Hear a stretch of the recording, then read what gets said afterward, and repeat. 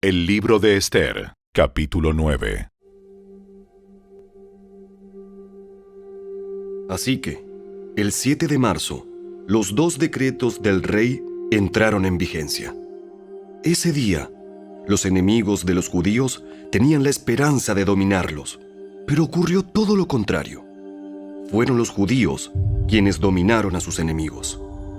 Los judíos se reunieron en sus ciudades, en todas las provincias del rey, para atacar a todo el que intentara hacerles daño. Pero nadie pudo hacerles frente porque todos les tenían miedo. Además, todos los nobles de las provincias, los funcionarios de más alta posición, los gobernadores y los funcionarios reales ayudaron a los judíos por temor a Mardoqueo, pues a Mardoqueo lo habían ascendido a un alto cargo en el palacio del rey, y su fama se extendía por todas las provincias a medida que se hacía más y más poderoso. Así que, el día señalado, los judíos hirieron de muerte a sus enemigos a filo de espada. Mataron y aniquilaron a sus enemigos e hicieron lo que quisieron con quienes los odiaban. En la propia fortaleza de Susa, los judíos mataron a 500 hombres. También mataron a Parsandata, a Dalfón, a Aspata, a Porata, a Adalía, a Aridata, a Parmasta, a Arisai, a Aridai y a Baisata, los 10 hijos de Amán, hijo de Amedata, el enemigo de los judíos, pero no se quedaron con ninguna de sus pertenencias. Ese mismo día, cuando se le informó al rey el número de muertos en la fortaleza de Susa, hizo llamar a la reina Ester y le dijo: Los judíos mataron a 500 hombres solo en la fortaleza de Susa, además de los 10 hijos de Amán. Si aquí hicieron eso, ¿qué habrá pasado en el resto de las provincias? Ahora bien, ¿qué más quieres? Te será concedido. Dímelo y lo haré. Ester contestó: Si al rey le agrada que a los judíos de Susa se les dé permiso para hacer mañana lo que hicieron hoy, y que los cuerpos de los 10 hijos de Amán sean atravesados en un poste. El rey estuvo de acuerdo, y el decreto se hizo público en Susa. Atravesaron los cuerpos de los 10 hijos de Amán. Luego, el 8 de marzo, los judíos de Susa se reunieron y mataron a 300 hombres más, y otra vez tampoco se quedaron con ninguna de sus pertenencias. Mientras tanto, los demás judíos en todas las provincias del rey se reunieron para defender su vida. Quedaron aliviados de todos sus enemigos, al matar a 75,000 de los que los odiaban, pero no se quedaron con ninguna de sus pertenencias. Eso ocurrió en todas las provincias el 7 de marzo, y el día 8 descansaron para celebrar su victoria con un día de fiesta y alegría. Los judíos de Susa mataron a sus enemigos el día 7 de marzo, continuaron el 8, y luego el día 9 descansaron, y lo designaron su día de fiesta y alegría. De manera que, hasta el día de hoy, los judíos del campo que viven en aldeas remotas celebran un día feriado anualmente en el día señalado a fines del invierno, en el cual se alegran y se mandan regalos de comida unos a otros.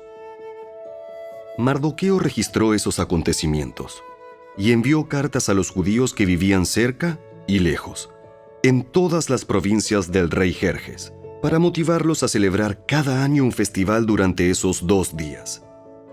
Les dijo que debían celebrar esos días con alegría y festejos, obsequiándose porciones de comida unos a otros y haciendo regalos a los pobres. Ese festival conmemoraría el tiempo en que los judíos quedaron aliviados de sus enemigos, cuando su dolor se convirtió en alegría y su duelo en gozo. Así que los judíos aceptaron la propuesta de Mardoqueo y adoptaron esa costumbre anual. Amán, hijo de Amedata el Agageo, el enemigo de los judíos, había conspirado para aplastarlos y destruirlos en la fecha escogida al echar suertes. A las suertes se las llama Purim. Pero cuando Ester se presentó ante el rey, él emitió un decreto que causó que el plan siniestro de Amán se volviera en su contra, y tanto Amán como sus hijos fueron atravesados en un poste afilado. Por eso la celebración se llama Purim, porque es la palabra que se empleaba antiguamente para la frase echar suertes. Por lo tanto, debido a la carta de Mardoqueo y a la experiencia que vivieron, los judíos de todo el reino se pusieron de acuerdo para iniciar esa tradición y pasarla a sus descendientes y a todos los que se hacían judíos. Declararon que jamás dejarían de celebrar cada año esos 2 días prescritos en la fecha señalada. Esos días se recordarían y se mantendrían de generación en generación, y serían celebrados por cada familia en todas las provincias y ciudades del imperio. El festival de Purim nunca dejaría de celebrarse entre los judíos, ni se extinguiría de entre sus descendientes el recuerdo de lo ocurrido. Luego, la reina Ester, hija de Abihail, junto con Mardoqueo, el judío, escribieron otra carta en la cual la plena autoridad de la reina respaldaba la carta de Mardoqueo para establecer el festival de Purim. Se enviaron cartas con deseos de paz y seguridad a los judíos de las 127 provincias del imperio de Jerjes. Esas cartas establecían la celebración anual del festival de Purim en las fechas señaladas, como lo habían decretado el judío Mardoqueo y la reina Ester. El pueblo decidió celebrar el festival, de la misma manera que había decidido establecer el tiempo de ayuno y luto para sí y sus descendientes. Así que el mandato de Ester confirmó la costumbre del Purim, y todo quedó escrito en los registros.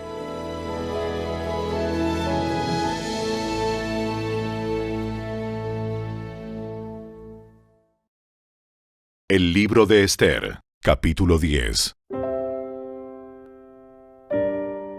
El rey Jerjes impuso un tributo en todo su imperio, incluso hasta las costas lejanas. Sus grandes logros y el relato completo de la grandeza de Mardoqueo, a quien el rey había ascendido, están registrados en el libro de la historia de los reyes de Media y Persia. Mardoqueo, el judío, llegó a ser primer ministro, segundo en mando después del propio rey Jerjes. Fue un hombre muy importante entre los judíos, de gran estima ante ellos, porque siguió actuando a favor de su pueblo y defendiendo el bienestar de todos sus descendientes.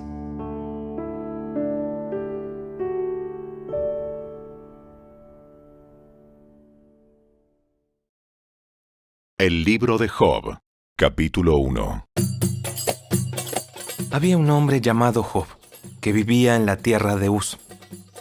Era un hombre intachable, de absoluta integridad, que tenía temor de Dios y se mantenía apartado del mal. Tenía 7 hijos y 3 hijas. Poseía 7,000 ovejas, 3,000 camellos, 500 yuntas de bueyes y 500 burras. También tenía muchos sirvientes. En realidad, era la persona más rica de toda aquella región. Los hijos de Job se turnaban en preparar banquetes en sus casas e invitaban a sus 3 hermanas para que celebraran con ellos. Cuando las fiestas terminaban, a veces después de varios días, Job purificaba a sus hijos. Se levantaba temprano por la mañana y ofrecía una ofrenda quemada por cada uno de ellos, porque pensaba: quizá mis hijos hayan pecado y maldecido a Dios en el corazón. Esta era una práctica habitual de Job.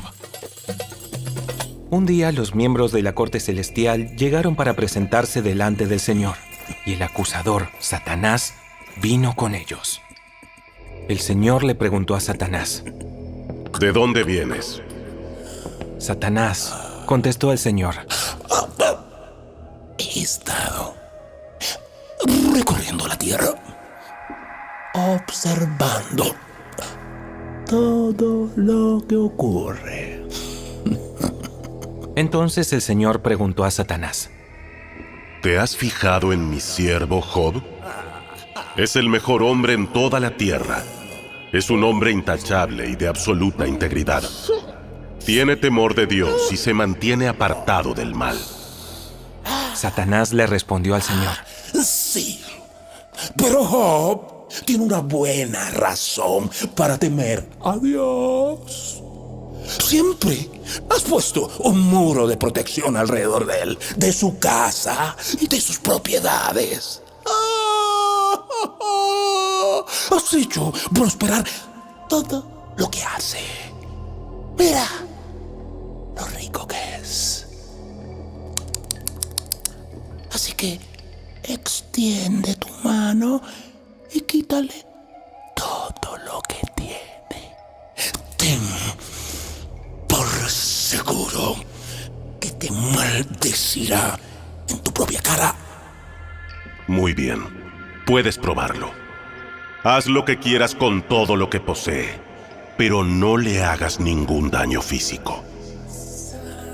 Entonces, Satanás salió de la presencia del Señor. Un día, cuando los hijos y las hijas de Job celebraban en casa del hermano mayor, llegó un mensajero a casa de Job con las siguientes noticias. Sus bueyes estaban arando y los burros comiendo a su lado cuando los sabeos nos asaltaron. Robaron todos los animales y mataron a los trabajadores. Y yo soy el único que escapó para contárselo. Mientras este mensajero todavía hablaba, llegó otro con esta noticia. Cayó del cielo el fuego de Dios y calcinó a las ovejas y a todos los pastores. Yo soy el único que escapó para contárselo. Mientras este mensajero todavía hablaba, llegó un tercero con esta noticia. 3 bandas de saqueadores caldeos robaron sus camellos y mataron a los sirvientes. Yo soy el único que escapó para contárselo. No había terminado de hablar el tercer mensajero cuando llegó otro con esta noticia. Sus hijos e hijas estaban festejando en casa del hermano mayor. Y de pronto, un fuerte viento del desierto llegó y azotó la casa por los 4 costados. La casa se vino abajo y todos ellos murieron. Yo soy el único que escapó para contárselo. Job se levantó y rasgó su vestido en señal de dolor. Después se rasuró la cabeza y se postró en el suelo para adorar.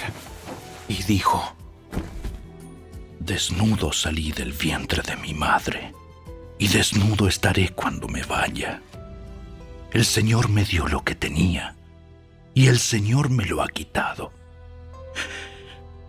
Alabado sea el nombre del Señor. A pesar de todo, Job no pecó, porque no culpó a Dios. El libro de Job, capítulo 2. Un día los miembros de la corte celestial llegaron nuevamente para presentarse delante del Señor, y el acusador, Satanás, vino con ellos. El Señor le preguntó: ¿De dónde vienes? Satanás contestó al Señor: He estado recorriendo la tierra, observando todo lo que ocurre. Entonces, el Señor le preguntó a Satanás: ¿Te has fijado en mi siervo Job? Es el mejor hombre en toda la tierra. Es un hombre intachable y de absoluta integridad. Tiene temor de Dios y se mantiene apartado del mal. Además, ha conservado su integridad, a pesar de que tú me incitaste a que le hiciera daño sin ningún motivo. Satanás respondió al Señor: Piel por piel. Cualquier hombre renunciaría a todo lo que tiene para salvar su vida. Así que extiende tu mano y quítale la salud. Ten por seguro que te maldecirá en tu propia cara. Muy bien. Haz con él lo que quieras, pero no le quites la vida. Entonces, Satanás salió de la presencia del Señor e hirió a Job con terribles llagas en la piel, desde la cabeza hasta los pies. Job, sentado entre cenizas, se rascaba con un trozo de teja. Su esposa le dijo: Todavía intentas conservar tu integridad. Maldice a Dios y muérete. Sin embargo, Job contestó: Hablas como una mujer necia. Aceptaremos solo las cosas buenas que vienen de la mano de Dios y nunca lo malo. A pesar de todo, Job no dijo nada incorrecto. Cuando 3 de los amigos de Job se enteraron de la tragedia que había sufrido, viajaron juntos desde sus respectivos hogares para consolarlo y confortarlo. Sus nombres eran Elifaz el temanita, Bildad el suita y Zofar el naamatita. Cuando vieron a Job de lejos, apenas lo reconocieron. Con fuertes lamentos, rasgaron sus vestidos y echaron polvo al aire sobre sus cabezas en señal de dolor. Entonces, durante 7 días y 7 noches, se sentaron en el suelo, junto a Job, y ninguno le decía nada, porque veían que su sufrimiento era demasiado grande para expresarlo con palabras.